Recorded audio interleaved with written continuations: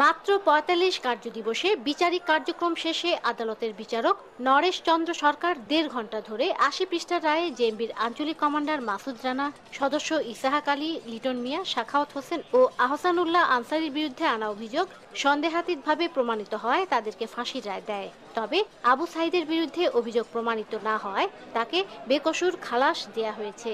এ রায়ে পুরোপুরি সন্তুষ্ট নন বলে জানিয়েছেন সরকার পক্ষের কৌঁসুলি। রায় আজকে বিজ্ঞ আদালত প্রদান করেন। ৫ জন আসামি মাসুদ রানা, ইসাক, লিটন, সাখাওয়াত, আহসানুল্লাহর মৃত্যুদণ্ড প্রদান করেন।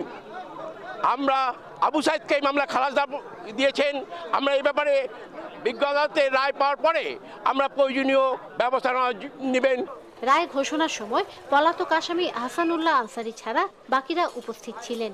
এ মামলায় ২ জেএমবি সদস্য সাদ্দাম হোসেন ঢাকায় এবং নজরুল ইসলাম ওরফে বাইক হাসান রাজশাহীতে পুলিশের সাথে বন্দুকযুদ্ধে নিহত হন। এর আগে কঠোর নিরাপত্তার মধ্য দিয়ে আসামিদের আদালতে হাজির করা হয়। আদালত পাড়ায় ৪ স্তরের নিরাপত্তা ব্যবস্থা নেয় আইন শৃঙ্খলা বাহিনী। এ মামলায় ৫৫ জন সাক্ষীর সাক্ষ্য গ্রহণ করা হয়। আসামির পক্ষে একজন সাফাই সাক্ষী প্রদান করেন।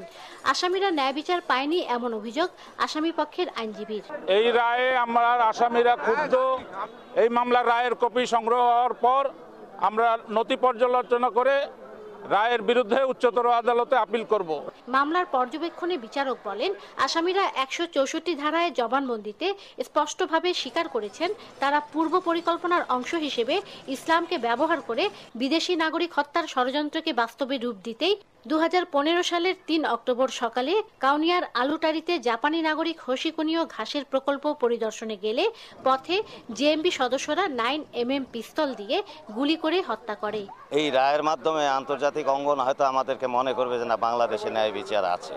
যারা বাংলাদেশের বিরুদ্ধে ষড়যন্ত্র করছে তারা খামোশ হবে।